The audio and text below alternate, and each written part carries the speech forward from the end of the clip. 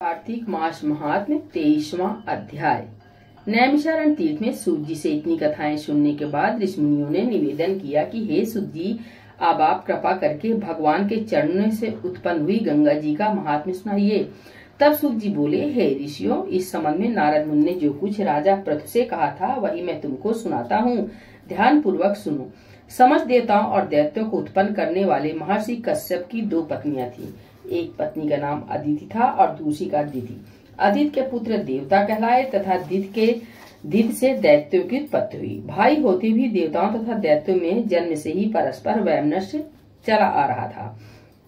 कालांतर में प्रहलाद का पौत्र और विरोचन का पुत्र दैत्यराज बलि दैत्यों का राजा बना। उसकी सेना अत्यंत विशाल थी।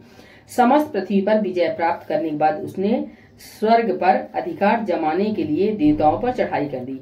अपने राज्य को दैत्यों से घिरा हुआ देखकर इंद्र सहित सभी देवता युद्ध करने के लिए मैदान में आ डटे।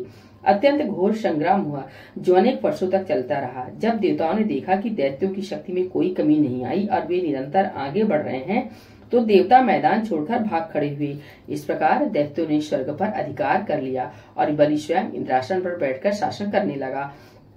अब तो यज्ञ की हबीबी देवताओं के स्थान पर दैत्यराज बलि और अन्य दैत्य ग्रहण करने लगे। अपने पुत्रों अर्थात देवों को दुखी और आश्रयहीन देखकर आदित्य देवताओं की जय तथा दैत्यों की पराजय के निमित्त तपस्या करने के लिए हिमालय पर्वत पर चली गई। वहां कुछ काल तक फलाहार, कुछ काल सूखे पत्ते तथा कुछ काल केवल पवन का आहार करती रही। फिर पैर के पंजों पर खड़ी होकर भगवान का तप करने लगी। इस प्रकार अदिति ने 1000 वर्ष तक उग्र तप किया। दिति के पुत्र मायावी राक्षस इस घोर तप से चिंतित होकर राक्षसी माया द्वारा देवताओं का रूप धारण करके अदिति के पास आकर बोले, हे माता, हमारे लिए आप इतना घोर तप क्यों कर रही हैं? आत्मघात करना सभी शास्त्रों में पाप बताया गया है। हम आपका दुख सहन नहीं कर सकते। कोई भी पुत्र माता से विमुख नहीं हो सकता और न माता को दुखी देखकर सुखी रह सकता है। हे माता जी, शास्त्रों का कथन है कि जिसके घर में कल्याणकारी माता नहीं तथा प्रिय बोलने वाली पतिव्रता स्त्री नहीं, उसका जीवन निरर्थक है। अतः आप अपना तप छोड़कर हमारे साथ चलिए और हम पुत्रों को सुखी कीजिए। मायावी दैत्यों के इस प्रकार कहने पर भी अदिति समाधि से विचलित नहीं हुई। तब उन्होंने अदिति को मार डालने का निश्चय किया। इस कुकृत्य के लिए दैत्यों ने उस वन में आग लगा दी जिसमें अदिति तप कर रही थी। भगवान की कृपा से उस अग्नि द्वारा अदिति को तो कोई किसी प्रकार की हानि नहीं पहुंची और उन्हें इस अग्नि का पता तक नहीं चला। भगवान का सुदर्शन चक्र अदिति की रक्षा करता रहा और सभी दैत्य स्वयं भी उस अग्नि में जलकर भस्म हो गए। इस प्रकार देवताओं का फिर से स्वर्ग पर अधिकार हो गया। सूत जी के इस प्रकार कहने पर ऋषि आश्चर्यजनक कहने लगे, हे सूत जी, कितने विस्मय की बात है कि अदिति अग्नि में नहीं जली और न ही इसका पता ही चला। तब सूत जी बोले, हे ऋषियों, इसमें आश्चर्य की क्या बात है? जिन भगवान के शरण मात्र से समस्त संकट दूर हो जाते हैं, उनका ध्यान करने वाले भक्त को भला कौन कष्ट दे सकता है? जब अग्नि शांत हुई तब भगवान विष्णु स्वयं अदिति के सामने प्रकट हुए और बोले, हे देव माता, तुम्हारे इस कठिन तप से हम अति प्रसन्न हैं। आप इच्छित वरदान मांगिए।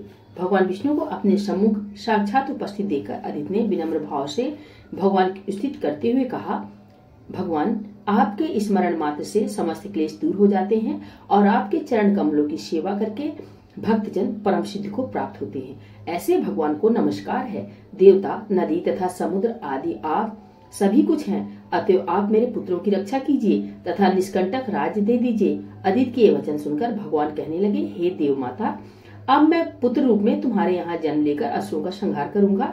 इतना कहकर अपने कंठ की माला अदिति को देकर भगवान अंतर्धान हो गए। इसके पश्चात देव माता अदिति अपने आश्रम में चली आई। यथा समय अदिति ने हजारों सूर्यों के समान तेजस्वी, कमल नयन, शंख चक्र गदा पद्म कमंडल तथा पीताम्बरधारी मुनियों द्वारा स्थित किए जाने योग्य, भक्तों के प्रिय और दुष्टों के संहार करता वामन भगवान को पुत्र रूप में प्राप्त किया। वामन भगवान को अपने आश्रम में देखकर कश्यप ऋषि ने भगवान की स्तुति की।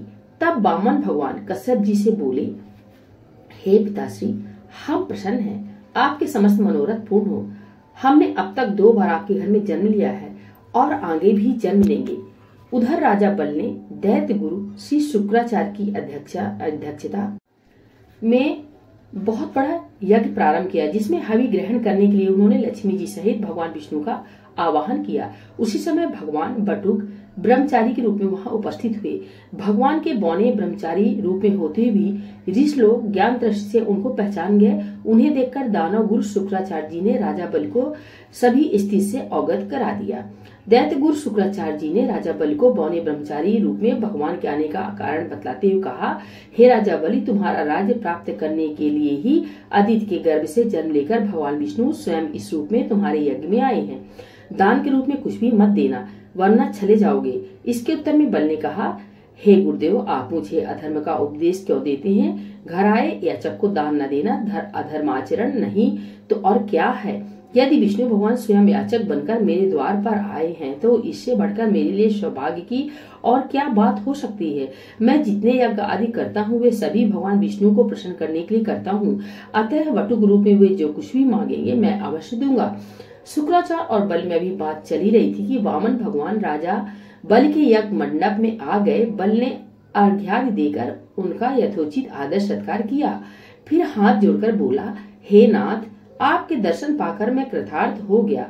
अब आप आज्ञा दीजिए कि मैं आपकी क्या सेवा करूं। तब भगवान ने कहा, हे राजन, तप करने के लिए हमको 3 पग भूमि चाहिए।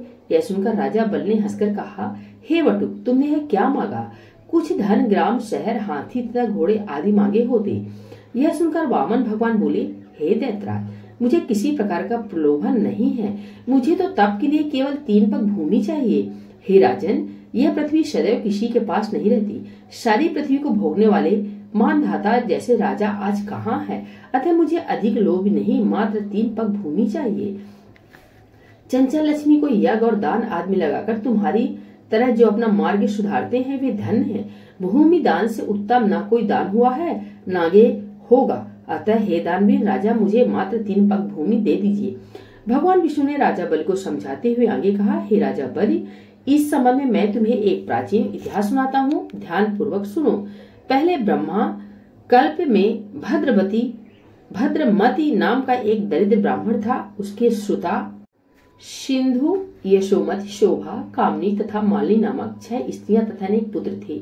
जब दरिद्रता के कारण सभी भूख से अत्यंत दुखी हो गए तब वह ब्राह्मण सुकुटुम्ब कौशाम्बी नामक नगरी में चला गया। वहां जाकर भद्रमति ने सुघोष नामक एक धनी ब्राह्मण से 5 पग भूमि मांगी, जो उसने दे दी। इसी 5 पद भूमि के दान के कारण उस सुघोष नामक ब्राह्मण को विष्णु का परम पद प्राप्त हुआ।